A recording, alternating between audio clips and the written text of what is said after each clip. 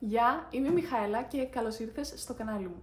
Σήμερα θα μιλήσω για το Law of Attraction, το Manifestation, τα Frequencies, τα Vibrations και τα Affirmations. Πάμε να δούμε λοιπόν το Law of Attraction και το Manifestation. Άμα δεν έχεις ακούσει για αυτούς τους όρους, υπάρχουν εκατομμύρια βίντεο που μπορείς να δεις. Εγώ έχω διαβάσει πάρα πολλά βιβλία πάνω σε αυτό το κομμάτι γιατί είναι πολύ ενδιαφέρον.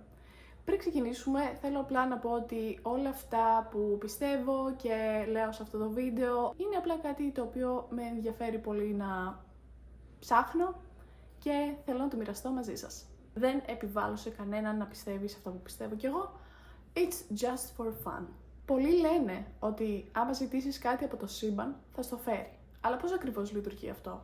Και είναι όντως το σύμπαν το οποίο θα σου το φέρει στη ζωή ή είσαι εσύ ο ίδιος ο οποίος φέρνει τις καταστάσεις και τα πράγματα που θέλεις στη ζωή σου? Πάμε λοιπόν να το δούμε. Εγώ πιστεύω ότι εμείς σαν άνθρωποι δημιουργούμε τις καταστάσεις και ελκύουμε στις ζωές μας τα πράγματα τα οποία θέλουμε και τα πράγματα τα οποία δεν θέλουμε. Λοιπόν, εδώ έρχεται το Law of Attraction και το Manifestation. Το Law of Attraction λέει ότι ελκύεις στη ζωή σου αυτό που θέλεις. Το Manifestation λέει ότι ελκύεις στη ζωή σου αυτό που είσαι. Άρα με αυτούς τους δύο κανόνες, συν τα άλλα πράγματα όπως είναι το vibration, το frequency και η ενέργεια, μπορούμε να δημιουργήσουμε και να ελκύουμε στη ζωή μας τις καταστάσεις, τις πεποιθήσεις μας έτσι ακριβώς όπως τις θέλουμε. Άμα για παράδειγμα εγώ θέλω στη ζωή μου παραπάνω χρήματα, θα πρέπει να πιστέψω ήδη ότι είμαι πλούσια για να μπορώ να τα έχω, για να μπορώ να τα φέρω στη ζωή μου.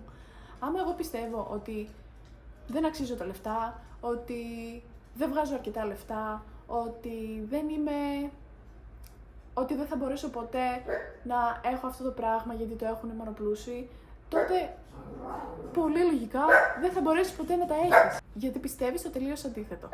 Vibration, δόνηση, frequency, συχνότητα και energy, ενέργεια. Πώς αυτά συμβαδίζουν με το Law of Attraction και το Manifestation.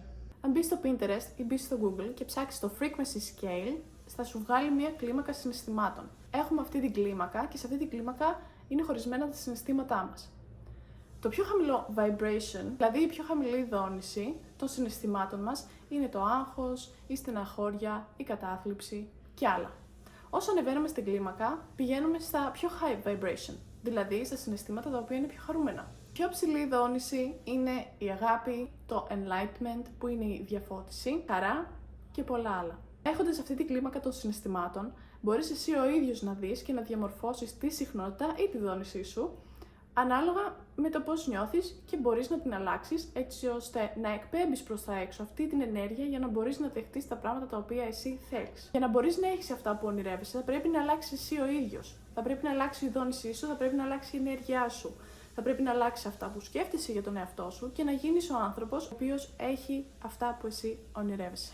Ανάλογα με το που βρίσκεσαι συναισθηματικά πάνω σε αυτή την κλίμακα, εκπέμπεις και την αντίστοιχη ενέργεια και ενεργείς ανάλογα. Γι' αυτό είναι πολύ σημαντικό να είσαι συνειδητός στις σκέψεις σου, γιατί οι σκέψεις σου δημιουργούν συναισθήματα, τα συναισθήματά σου επηρεάζουν τη δόνηση και τη συχνότητα στην οποία βρίσκεσαι και τις πράξεις που κάνεις. Ρωμαίο.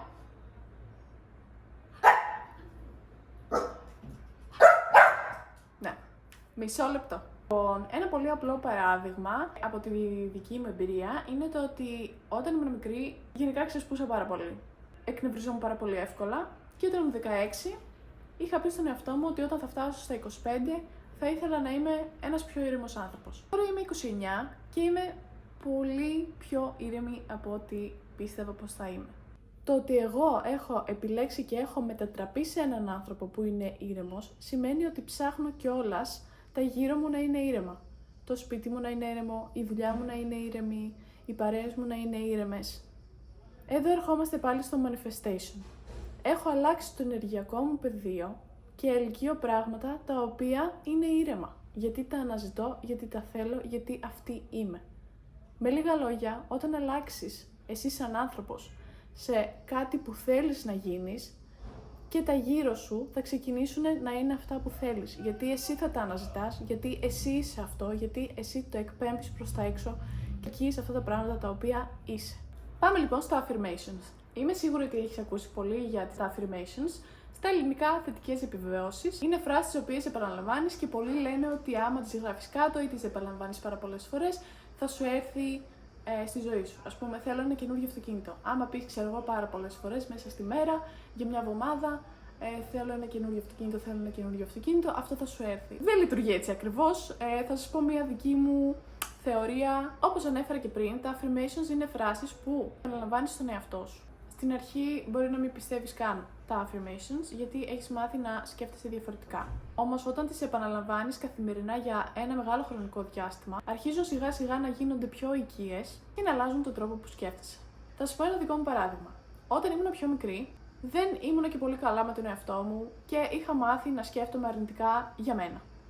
Όταν είχα μάθει για τα affirmations, ξεκίνησα να αλλάζω και να λέω πιο ωραία πράγματα στον εαυτό μου, ότι αξίζω, ότι πιστεύω στον εαυτό μου και άλλα πολλά τέτοια, τα οποία μου φαινόντουσαν πάρα πολύ ξένα και δεν τα πίστευα. Τι είχα μάθει να σκέφτομαι διαφορετικά για μένα. Με το πέρασμα του χρόνου, προσπαθούσα και έδινα ευκαιρία στα affirmations για να μπορώ να αλλάξω εγώ και να αλλάξω τον τρόπο που σκέφτομαι για μένα. Όταν σιγά σιγά ξεκίνησα όντως να πιστεύω, ας πούμε, στο ότι αξίζω, ξεκίνησε ο κόσμος γύρω μου να αλλάζει. Ξεκίνησα να αλλάζω εγώ και όταν αλλάζεις εσύ, αλλάζει και ο έξω κόσμος. Και αυτό είναι πάρα πολύ όμορφο. Οπότε στην ουσία θα έλεγα ότι είναι ένα ψυχολογικό τρίκ για να μπορείς να κοροϊδέψεις τον εαυτό σου να πιστέψει αυτό που θέλει ή αυτό που είναι καλό για σένα.